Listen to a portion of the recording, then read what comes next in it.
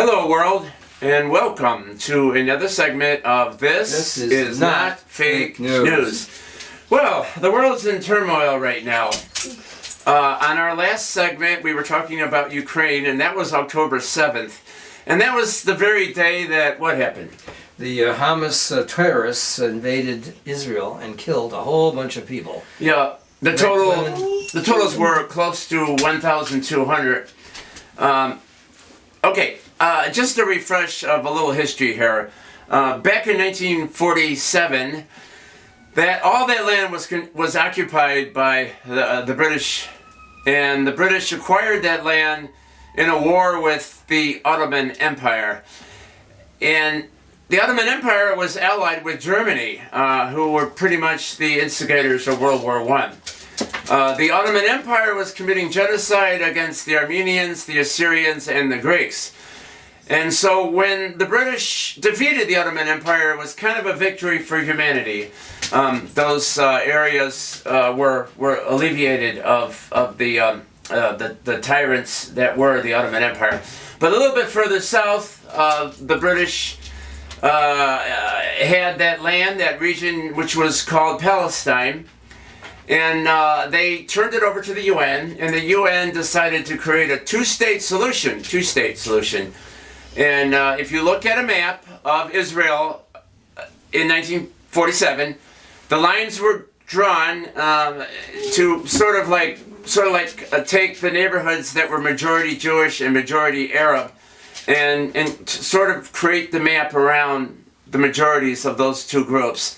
And so it kind of looks like almost like a tornado if you look at the map, the beginning map. They did their best to make a partition. Right, They were trying, but it didn't succeed because the people hated each other too much. Right, but one thing I want to make clear is that there were Jews living in that area in 1947. So this notion that they came and took their land is not 100% truth. Okay, 500,000 lived there. Now, a little over 1 million Arabs lived there. So they doubled. They were twice the amount of the Jews that lived there. But when that was proposed, the Jewish people were all for it. But who was not for it? Well, they had a problem because all those Arab countries around there were vastly against Israel. There were about 5, I think. Yeah, well, it was 6, including Saudi Arabia. Okay. They all declared war on the Jewish people that lived there. Yeah, there was an attempt to try to get rid of all the Jews, and some people say there's a myth, or it might be some truism, that some of the Arabs actually left. The Palestinians left because they thought that the army was going to come in and get rid of them. Well, that is a partial truth. That when the Arab states, Egypt, Jordan, Syria,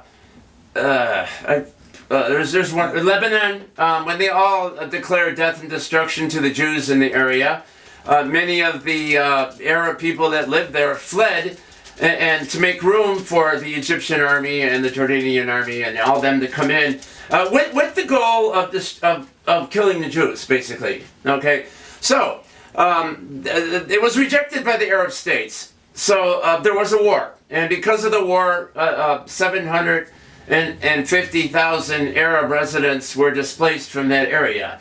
They beat them back, and so here we are.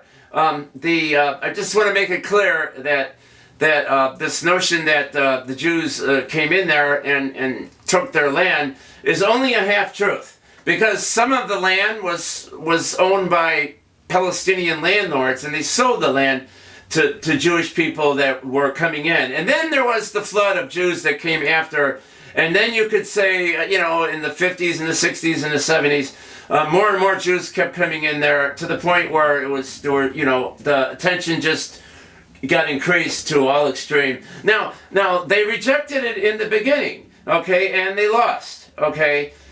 So how many times more has the Palestinian side rejected this two-state solution? Well, you put me on the spot, Batman. I guess there's about 4 or 5 times that they've had a settlement that was not the whole loaf.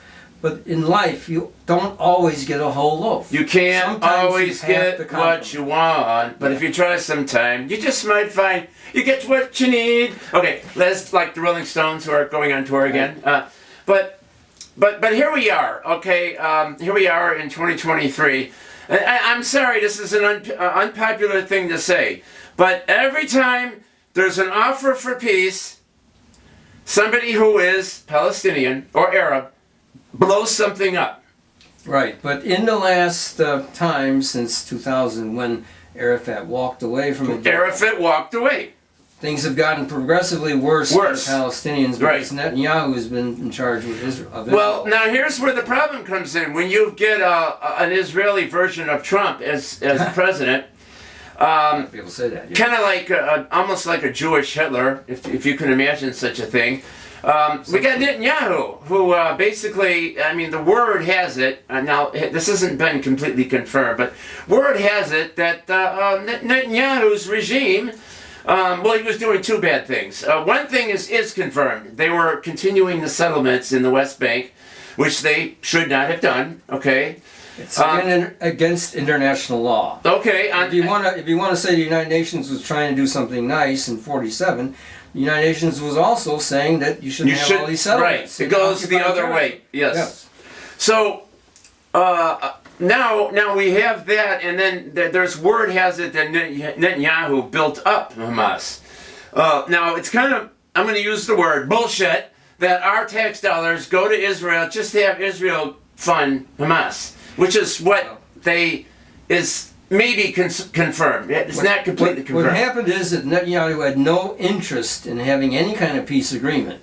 So he knew Hamas would never agree to any peace agreement, and he allowed them to prosper, as it were, and control the Gaza Strip. Right. So that he would be able to have plausible deniability. And Well, Hamas was basically a dictatorship.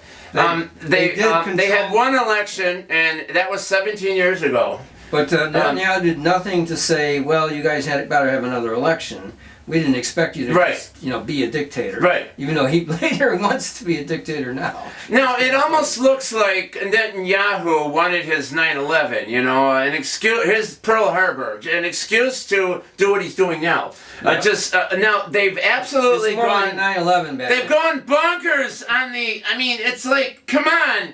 It's like they're just bombing neighborhood after neighborhood, people, civilians, children, women. That's how it was. It made a lot of people upset, and nobody can blame them. Yeah. Because the appearance of it was as of a mini genocide. It really did look that way. So we had a ceasefire, and then what happened yesterday? Hamas opens fire in Jerusalem on a bunch of civilians at a bus stop and killed 4 and wounded a bunch more. And Hamas didn't agree to release more hostages. So it's just it's just a horrible mess. It's a clusterfuck. Pardon Batman for his language. That's okay. But I want you to explain briefly this new technology that should be used in Israel. Well, I want to describe a couple of things maybe first, but Batman, you jumped into the deep end of the pool here. But what we've had is the problem with Israel now wants to destroy Hamas, and rightly so. They have certainly a beef after the unprovoked in any big way. Maybe 1,000 tiny provocations, but nothing that would amount to justifying killing all the civilians that they killed. So Hamas has been hiding in these tunnels. They have had brought in lots of supplies, and they have been keeping the money that was intended for the Palestinian people, keeping it for themselves, and for building up to this offensive that they did. Yeah. And right now, Israel has a problem with these hostages. Some of them have been released. Many are still being held in these tunnels, and Hamas is using these tunnels. Now, Israel, as far as I'm aware, and I can't be totally certain of this, Batman, but I've looked into this, and there is a technique by which you can use subatomic particles, detection of subatomic particles. They're coming into this atmosphere, they're coming into our planet, and from the sun. They actually go from the sun and cosmic rays that come from all over. Right. So they come in all directions, actually, which makes it possible for geniuses better than me. I only have ordinary physics BS. But the thing is that you can detect, using these particles, where cavities are. It's been used to detect a cavity in the Great Pyramid of Giza. The Pyramid of Giza? Yes, a great pyramid. It's been found a cavity that no one knew existed until this method was used. And it's been used by archaeologists, it's been used by physicists, and it's being used... They got into a pyramid. It looked into the pyramid. It's sort of like X-rays, but not exactly, because it's using different particles. You know, if you consider light a particle too. But it's a different kind of particles. Now, I'm not going to further than that. I just don't think Israel's up on the best technology. I think they could use that to maybe... To find the tunnels. To find the tunnels and find End this conflict. They're using it to find like cavities in volcanoes to see how if the molten rock is coming up or down. So they can't get inside there, but they're using these... Well, how exactly do they do this? Well, what they do is they have sensors, which are much better than they used to be in the past. Only recently with the Large Hadron Collider, which they also use to detect these particles when they have protons collide each other. It's very complicated, but it isn't so complicated if you get experts, like whatever... Scientists. You get an expert to help you with your house, with your plumbing or your electricity or whatever. You don't have to know everything about electricity. Right. You get the experts. Right. So Israel needs to get these experts, and they can find out where the tunnels are instead of bombing everything to the parking lot. Oh, that makes sense. That's what I'm saying. That's a peace initiative, if you ask me. We should be for peace. Yeah. And we should be behind this too. Oh, and rest in peace, Rosalind Carter, one of the great first ladies. First lady, except for perhaps. Yeah, I can't understand those protesters at her memorial. It's like, give me a break. They were peace people, Jimmy and Rosalind Carter. I mean, wasn't it President Carter? He sat down with Anwar Sadat. But anyway, getting back again to ancient history. I'm sorry, I don't know how that came into my thinking here, but if they use that technology, they could maybe slow. They can find the tunnels. Yeah. It might take time because these elementary particles, there's a small flux, as they call it. There's not a lot. What's this called again? Well, they're called muons, actually. They're called muons. That's what are being detected. They have much better detectors now because they had to make them for the Large Hadron Collider. Okay. Well, didn't just yesterday or 2 days ago we almost got a flare from the sun? Well, that's a whole other thing, Batman. That's the sun acting up. It did act up, and very few people knew about it because I'm not even sure it was on CNN. I didn't see anything about it. Yeah, but there were flares that came and hit the Earth. They weren't as powerful as they could have been. And it sent what you're talking about. Well, what happened was you had actually protons and electrons came from the sun. It's not these muons that we're talking about. It's a whole separate thing. It is very complicated. The universe has many different effects in it, Batman. But didn't this technology come from studying that? There are two different kinds of technology. This technology to study the flares in the sun has generally been to look at the sun through telescopes.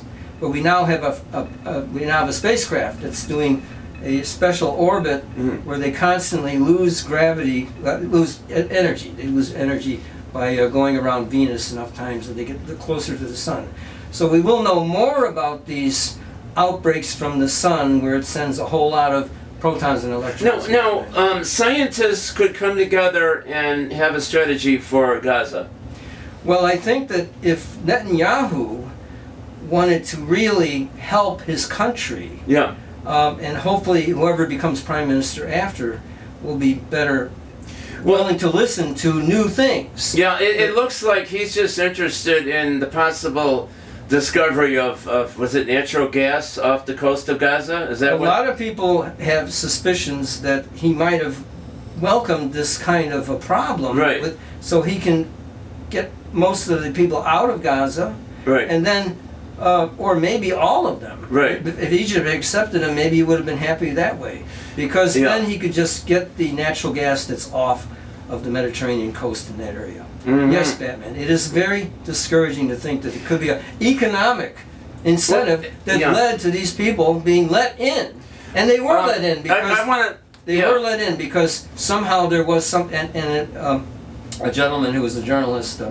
said on MSNBC earlier today that he suspects that there was a leak and that information was given to the Hamas terrorists of where they could hit with their drones the surveillance cameras, exactly where to take them out. Yes, So Yeah. it was worse than a Pearl Harbor for sure. Yeah, And right. maybe not worse than 9/11. A lot Right. of people discuss that, but definitely Netanyahu was going to try to use this. He's trying to use this like a 9/11. Yeah. That's what's And what makes this whole conflict more insane is the fact that the leader of Hamas is a billionaire, and he's living not in Gaza. He lives in Qatar. It's the most outrageous thing. He's in, yes, Qatar, or you can call it Qatar. Qatar. A lot of people used to say Qatar.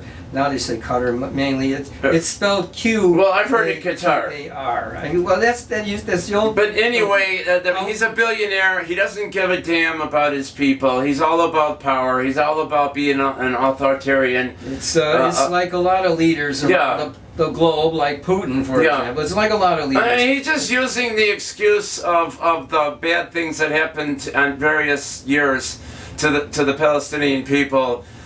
He's using all that as an excuse to be, here I am, I'm a leader. Just like Yasser Arafat was the same way.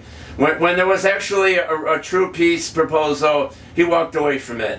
So, it's hard to have sympathy for their cause. It really is. And I really don't think we're ever going to have a two-state solution after what happened just last October 7th. I really don't.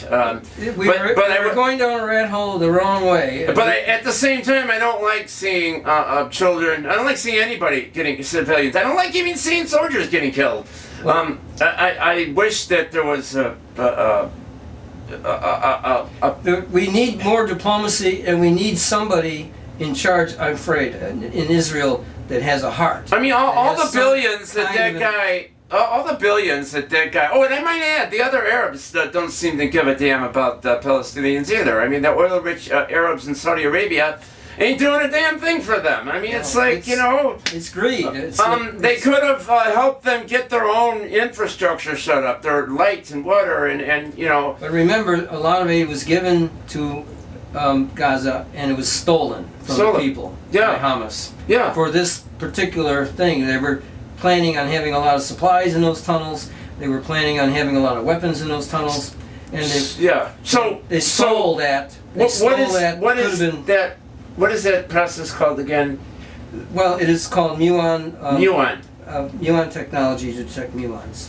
It's just muon tomography, I think, is the exact. So your goal is to contact somebody. I didn't want to reveal that. I didn't reveal all of that today. But your goal is to contact somebody. I would like from to talk the UN or the Israeli Defense Force. I'd like to talk to somebody in the IDF that knows, or in the intelligence in Israel. I'd like to talk to somebody there. If they know whether this technology has been put to use in Israel, or if anyone